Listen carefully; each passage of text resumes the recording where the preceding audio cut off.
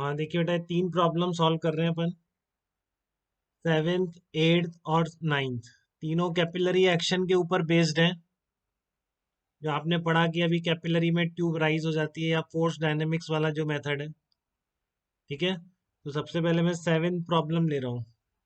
Long capillary tube of mass pi gram, radius 2 mm, मास दे रखा है negligible, thickness is partially emerged in a liquid of surface tension 0.1 Newton पर metre. तो radius दे रखी है आपको capillary की, मास दे रखा है, और कांटेक्ट एंगल 0 दिया हुआ है। बॉयंट फोर्स अकाउंट में नहीं लेना है। The force required to hold the tube vertically will be. तो ट्यूब पे ऊपर उतना ही फोर्स लगाना पड़ेगा जितना ट्यूब की बाउंड्रीज पर नीचे की तरफ लग रहा है। ठीक है, जितना आपके ट्यूब की बाउंड्रीज पर नीचे की तरफ लग रहा है। तो ट्यूब पर इस पर नीचे की तरफ कैसे फोर्स लग रहा है बताइए एक बार। किस तरीके से करेंगे इसको। ये जो आपकी वर्टिकल ट्यूब इसने इस तरह से डिप कर रखी है, ये सिचुएशन है आपकी। तो यहाँ पर देखिए हर जगह कांटेक्ट एंगल की वैल्यू कितनी दे रखी है, इसने 0 दे रखी है। तो यहाँ पर ध्यान रखिए बेटा, यहाँ का तो आप फोर्स अकाउंट में ले लेते हैं, बट यहाँ का भूल जाते हैं। जब सरफेस इधर है तो यहाँ पे भी तो वैसा ही होगा। ठीक है ना, कांटेक्ट एंगल कितना है, नेगलेक्ट कांटेक्ट एंगल 0 दे रखा है, तो यहाँ पे भी तो सरफेस होगी ना, वैसी बेंड होगी। तो इन दीवारों पे कहाँ कहाँ फोर्स लगने वाला है वर्टिकल डायरेक्शन में, वो ध्यान से देखना है आपको। जनरली होता यही है कि आप ये तो अकाउंट में ले लेते हैं यहाँ वाला तो, बट यहाँ वाला भूल जाते हैं। तो आपको अभी जैसे बताया कि दीवारों पे, दीवारें लिक्विड पर फोर्स लगाती हैं, तो लिक्विड भी तो लगाएगा नीचे की तरफ। तो वर्टिकल जो आपको एक्सटर्नल फोर्स लगाना पड़ेगा वो नेट डाउनवर्ड फोर्स के बराबर होगा। तो मैंने सिस्टम किसको ले रहा हूँ यहाँ पर, ये ट्यूब को सिस्टम ले रहा हूँ बस। ठीक है ना, ये जो आपकी कैपिलरी ट्यूब है इसको सिस्टम ले रहा हूँ मैं, ट्यूब एज ए सिस्टम। केवल इस कैपिलरी ट्यूब को सिस्टम ले रहा हूँ मैं 7th क्वेश्चन के लिए। तो इस पे कौन कौन से फोर्सेस लग रहे हैं, एक तो आप जो एक्सटर्नल रोक के रखेंगे, तो बाकी सारे फोर्स डाउनवर्ड आएंगे। एक तो इसका वेट आ जाएगा, वेट गिवन था इसमें कहीं पर अभी। वेट कितना गिवन है इसका, मास पाई ग्राम गिवन है, तो आप एम मान लो अभी, एम तो इसका एम जी आ रहा है, एम को बाद में रख देंगे। और क्या आ रहा है इस पर, दो तरह से कांटेक्ट फोर्स लगेगा लिक्विड की वजह से। तो सरफेस टेंशन गिवन है, तो इसलिए लिक्विड का downward force along the surface भी फोर्स लग रहा है बेटा। ठीक है, दो जगह से लगेगा, ये ध्यान रखिए।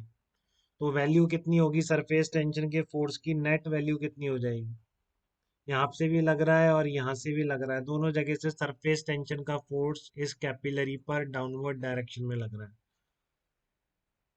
ठीक है ना, क्योंकि हर बाउंड्रीज को खींचने की कोशिश करती है अलोंग द सरफेस। तो आप देखिए यहाँ पर सरफेस ही ऐसी है, 0 डिग्री कॉन्टेक्ट वाली सरफेस ऐसी तो बनाएंगे हम। ठीक है ना, तो यहाँ पर तो सरफेस जब भी कांटेक्ट एंगल होगा होगा, बट यहाँ पर आपको 0 डिग्री दे रखा है, तो दोनों जगह बाउंड सरफेस ही ऐसी है।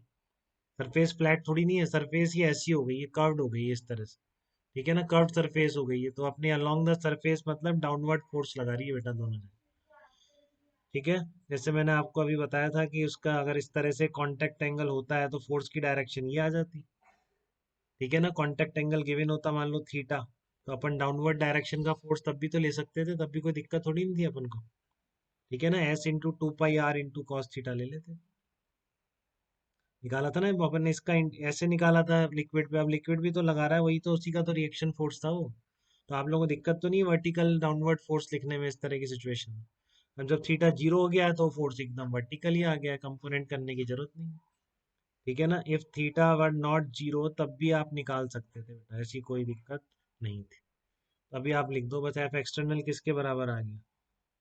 बैलेंस रखना है आपको, M G plus surface tension के फोर्स के बराबर आ जाएगा। M G plus surface tension के फोर्स के बराबर आ जाएगा।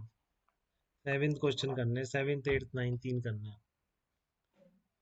तो ये किसके बराबर आ गया आपका, F external equals to M G plus F S के बराबर आ गया, सरफेस टेंशन का फोर्स। ठीक है, अपन निकाल लेते हैं, इसकी जरूरत नहीं है आपको। तो M G plus surface tension का फोर्स, सरफेस टेंशन का फोर्स दोनों जगह से लिख दें आप। क्या लिखूं बताओ, सरफेस टेंशन का फोर्स बताओ कोई मेरे को, क्या लिख सकता हूँ। कॉन्टेक्ट एंगल 0 डिग्री है, ऊपर कितना लगेगा यहाँ पर, और यहाँ पर कितना लगेगा। रेडियस ऑफ कैपिलरी आपको दे रखी है इसने, 2 mm गिवन है, यहाँ पे लिख लेते हैं जो जो गिवन है।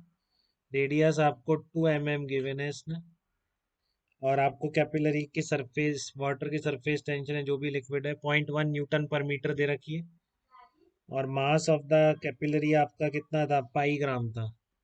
मास ऑफ कैपिलरी पाई ग्राम था। ये सिचुएशन थी, तो आपको मिली न्यूटन में फोर्स बताना था, मिली न्यूटन में कितना फोर्स लगेगा। सरफेस टेंशन का फोर्स नहीं बता पा रहे क्या आप लोग? इस केस में अभी बताया था इतना आपको मैंने। तो सरफेस टेंशन का फोर्स लिखने में दिक्कत आ रही है आप लोगों को इसमें? धर्मान जल्दी बताइए, सरफेस टेंशन का फोर्स कितना होगा?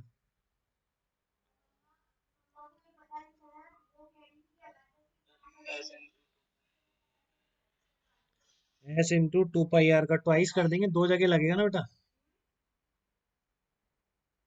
ध्रुव क्लियर है? क्लियर है आपको? दिक्कत तो नहीं है? किसी में डाउट है ध्रुव आपको इसको लिखने में तो बताइए।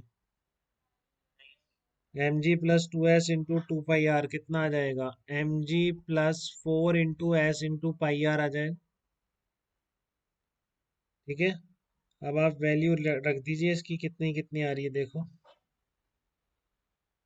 तो m दे रखा है पाई ग्राम 10⁻³ इंटू 10 कर दो, और क्या जी को अब क्या करें, दे तो रखा नहीं। 0.1 सरफेस टेंशन पाई, रेडियस कितनी है 2 इंटू 10⁻³ mm में है ना, तो मीटर में लिख ली मैंने।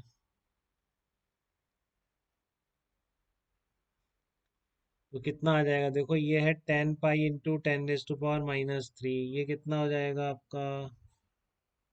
ये हो जाएगा 10 पाई इंटू 10⁻³ आपका आंसर 10.8 पाई आ रहा है। तो आप इसको कर दो बस, 0.8 इंटू पाई इंटू 10⁻³ तो आ गया 10.8 पाई इंटू 10⁻³ न्यूटन आ गया। तो इसको आप क्या लिख दोगे? 10.8 पाई मिली न्यूटन। तो इसलिए आपका इसमें आंसर बी आ जाएगा इस क्वेश्चन में।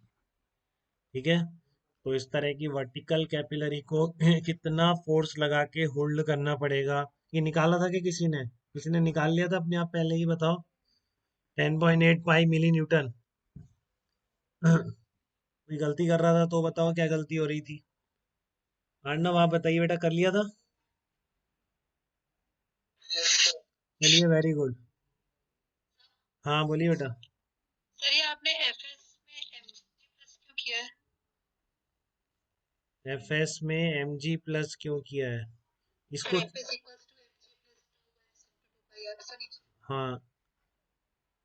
ओहो, नहीं सर नहीं, इसकी सर ये एक्सटर्नल ही है बेटा, ये यही है। क्लियर है? क्योंकि ट्यूब को लिया है ना सिस्टम, तो ट्यूब का वेट लिखना पड़ेगा। एक्सटर्नल ही है वो। क्लियर है? तो एक्सटर्नल एम जी वेट लगाना पड़ेगा, सरफेस टेंशन का ये वाला फोर्स आ गया। तो इसमें किसी को दिक्कत बेटा क्वेश्चन में? नेक्स्ट का आंसर निकाला क्या?